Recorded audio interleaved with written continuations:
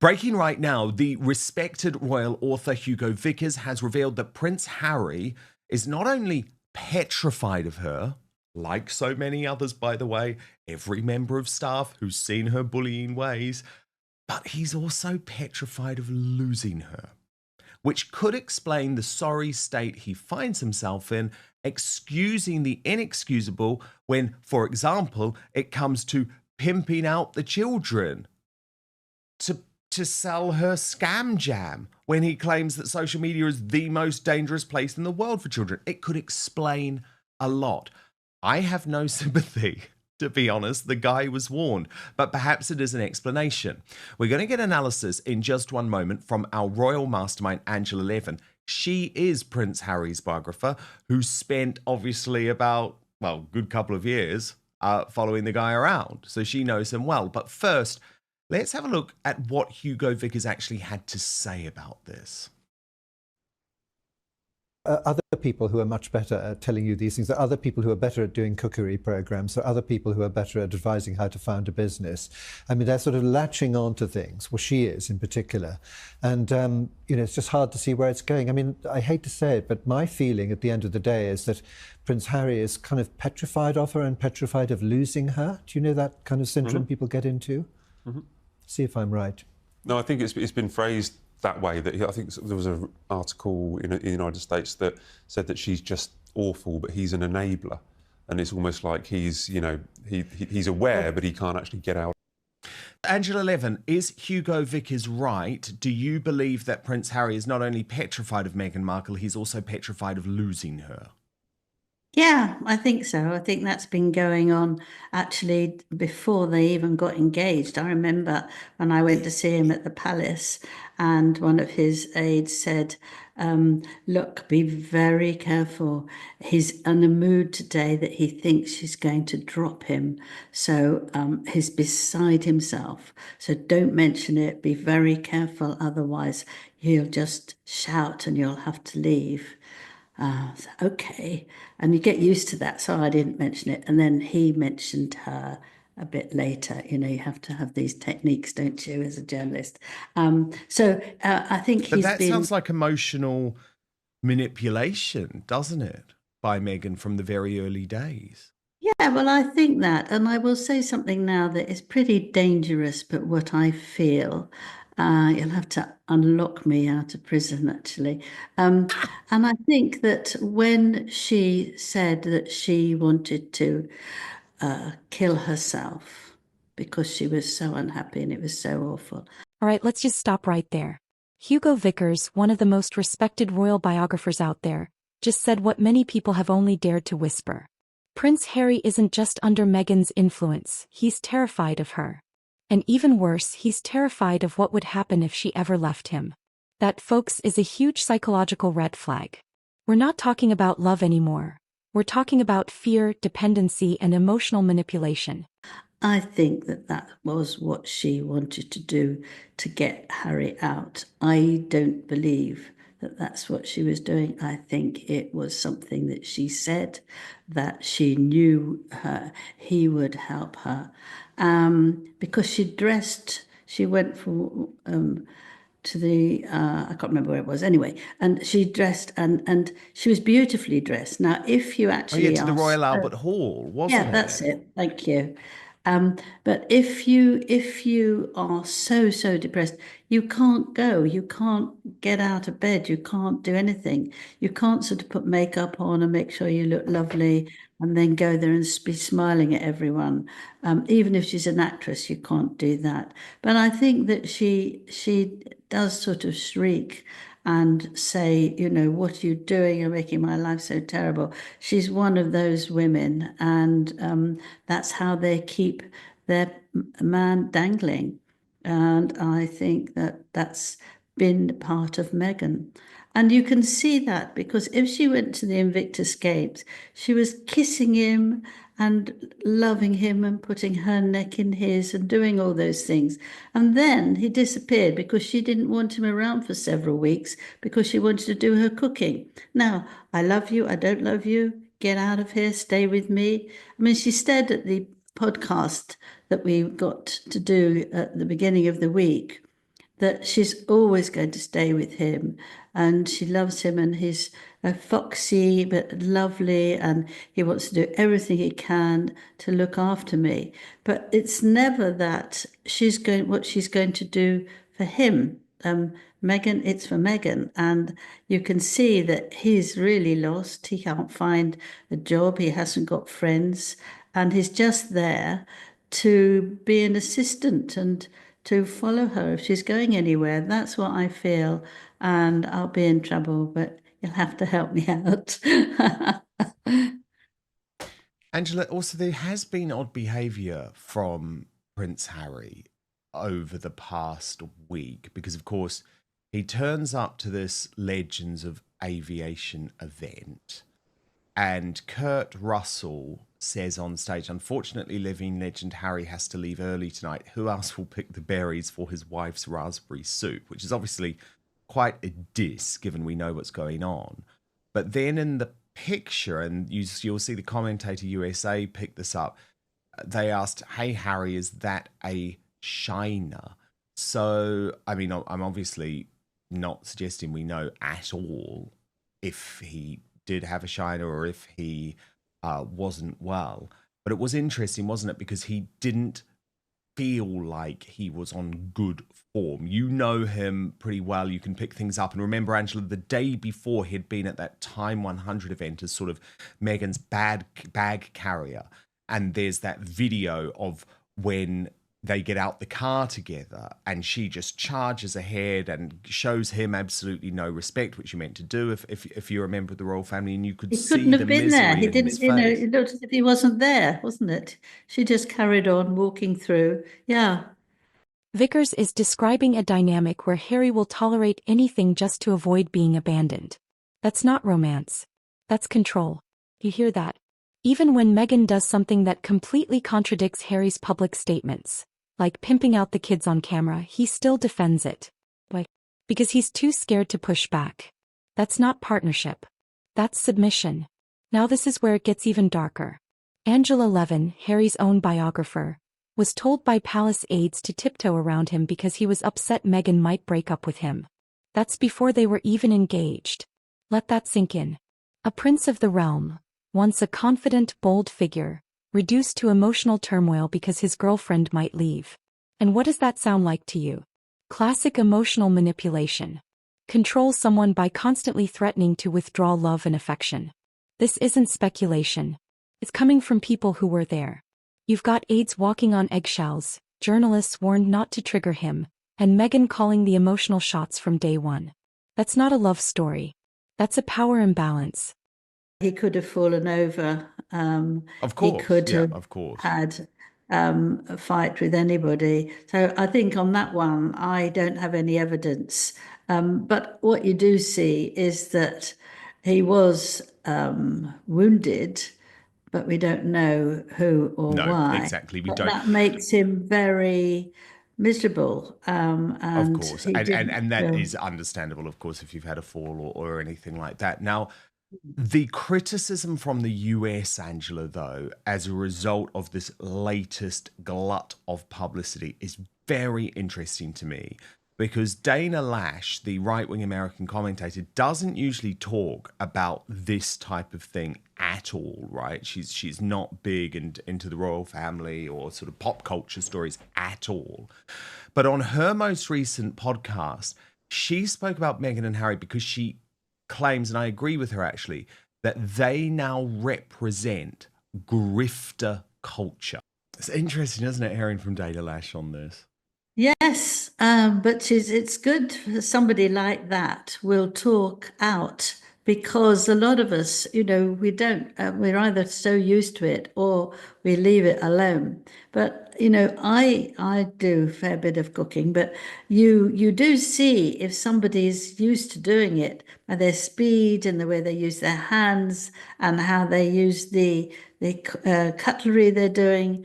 But she has got no idea about it. You can just tell that. I agree with her. She's got no experience. And also with her hair hanging down, and the one with Lilibet, who was right next to her, where she was boiling some strawberries. And I thought, oh no, she turns her head. She can get the head in the boiling water. I mean, I just felt the hair in the boiling water. I just felt, you've got to be very careful. You've got to make sure that anyone can do that, make a round of fruit because there's nothing to do. Somebody else would cut it for her. She could just put it in place.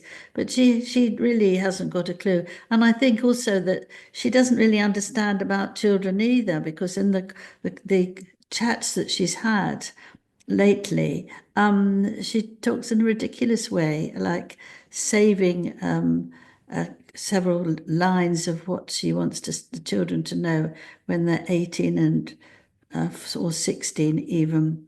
But can you imagine a teenager wanting to know what a mother thought of them when they were sort of 3?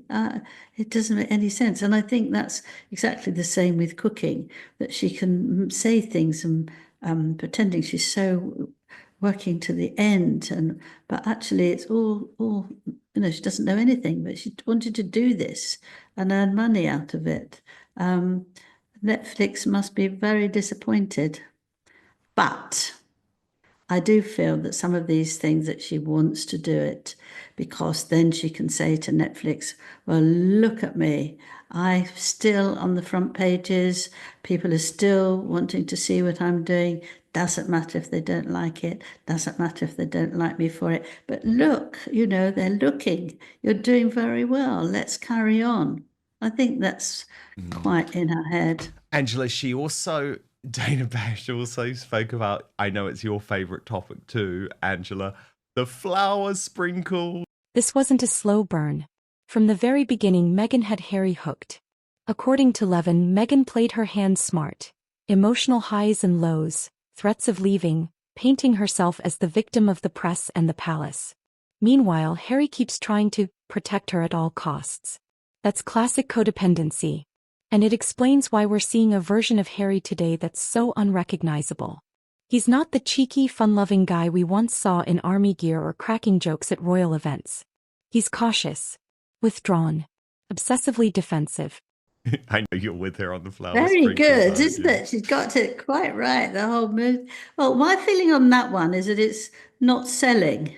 And so she's making up all this absolute rubbish.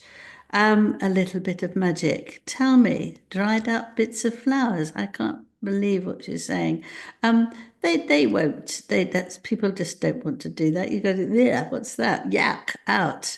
But I think she's trying to make sure that she sells loads of it, and actually people might not have bought it. So this would be a way of trying to sell it herself.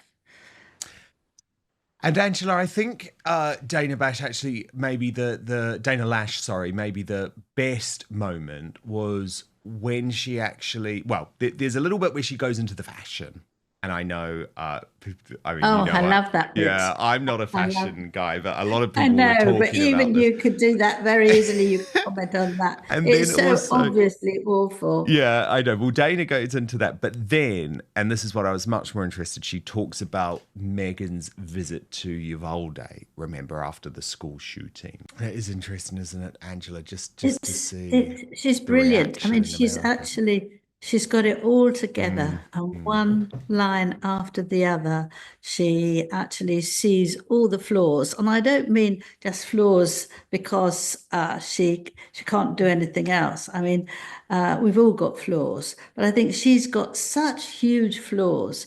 She does such awful things, and that's why she's so unpopular.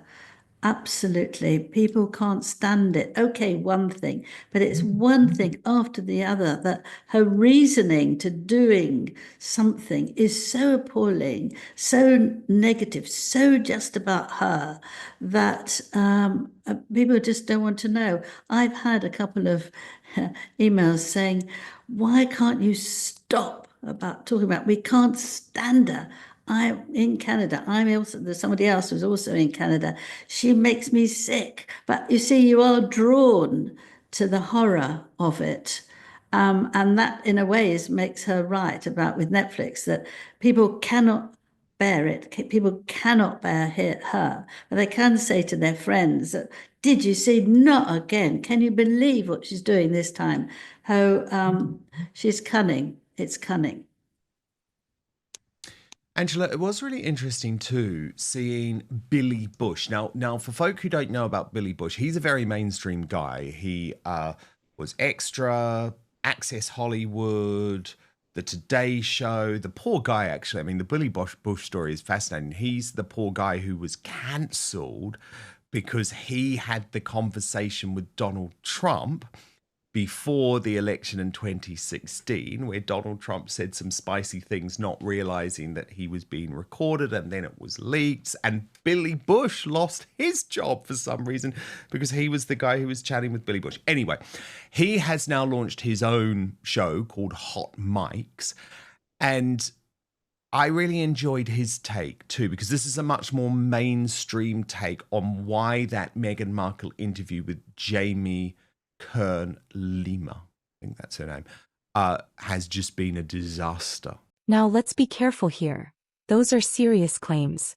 But when someone uses their pain in ways that completely shift the balance of power in a relationship, you have to ask tough questions. Did Harry feel emotionally blackmailed into making life-changing decisions? Look, whether you love or hate the guy, the bottom line is this.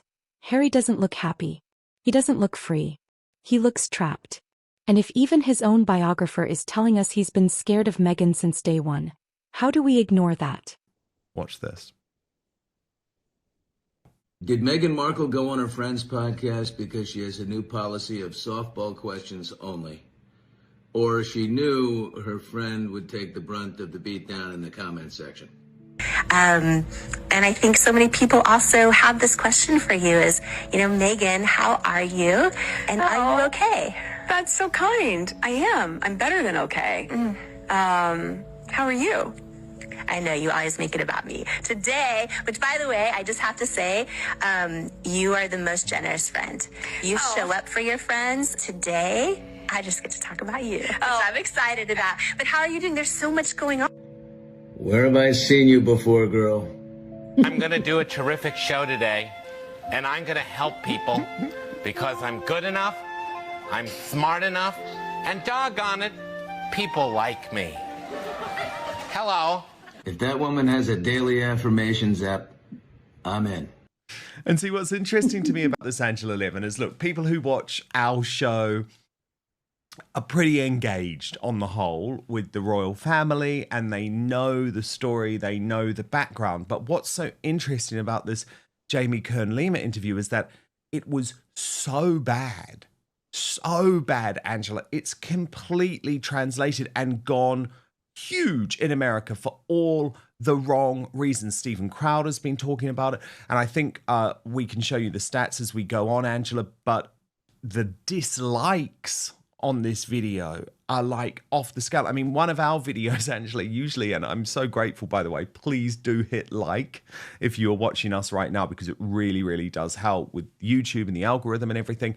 And most of our videos, Angela, get about 99% likes, which is just amazing and extraordinary. Look at this, Angela. This video got, is it 78% dislikes? So even the people who are watching it, and by the way, many more people actually watched, Angela, this is really interesting to know, many more people watched our analysis, the analysis that we did earlier in the week with myself and you and Samantha Markle. More people have watched our analysis than have watched the interview itself, but the people who are watching the interview are not liking it. How interesting. Yeah. Well, we have to carry on with what we're doing, won't we? But I think this discussion, Meghan and her friend, is just too awful for words. And very near the beginning, she was asked if she'd like to sew, or and she said, "Oh, I've so wanted to do that. I said, but I'm so busy. I mean, okay, can't do it, leave it. So don't worry about it. But she took this as a sort of, she's so important and so rushing around, getting up and getting to school, and she has to go twice, and it takes a long time. She's not back till 9 o'clock, and then but she's got a nanny. So we all think, okay, but I've been told that it's now her mother again, that the last nanny left. And it's her mother who stands in for being a nanny because nobody else wants to. Now, I haven't got that absolutely certain, but that's it. And I'm sure that that's right. Because I think she's getting worse and worse and worse, and how she speaks and how she responds to something and what she thinks of herself. And this conversation was not going to be just about her and what she's doing. You want something interesting, and it isn't. It's so dull, it's so boring, it's so petty, and it's all about her amazing confidence in herself, which actually isn't confident, because she wouldn't be like that if she was confident. She would be helping people and standing up and wanting to get people to know some of the things she's done and how they could do well. No, it's all about her. But she's fed up with making something happen now, isn't she? She's fed up. And I think the whole thing of not wearing any makeup was also to show how unfortunate she is, and things don't work out for her, but she tries so hard, but nobody listens. I think that to look like that, which made her look absolutely dreadful, but was deliberate there to show that, she's got no time even to put on makeup. This is the kind of psychological manipulation that happens behind closed doors in toxic relationships all over the world. But this one? It's playing out on a global stage, and the consequences go way beyond personal drama. We're watching a prince fade into a shell of who he was, and nobody around him seems able or willing to help. Angela, look, we've just checked. We've got to blow our own trumpet sometimes. Look, even though Jamie Kern-Lima's interview has been the most talked about all around the world, it's had more publicity than any podcast, 277,000 views in 3 days, Angela, which is obviously good, but given this has been plugged everywhere, our show, Angela, look at that, 349,000 views. So you see there, 277,000 for the actual interview. Aren't we lucky? 349,000 for us. So thank you so much for everyone who's been watching. And by the way, Angela, I should say that for people who want the first access to our Royal Uncancelled after show every weekday, the best thing to do is sign up to my Substack, www.outspoken.live. It also means that you can keep in direct communication with me. It protects me against big tech censorship. It's a really important platform. www.outspoken.live. Angela, I just want to ask you... Oh, sorry, you come in, Angela. Yeah, I just want to say something about our king. Yes, I was going to ask you about that. So he had the big well, it wasn't an announcement, was it? It was a very personal statement this week. It appeared on all of the front pages, and it was a bit worrying because he used this quote from Dame Deborah James. Now, I knew Dame Deborah James, but she obviously died of wonderful woman, Balbe, but she died of terminal cancer. What do you make of it, Angela? Well, I think that he doesn't necessarily think that the cancer is going to kill him. I think that he really appreciated her courage and that she's positive all the way through. I think there's a slight difference between that.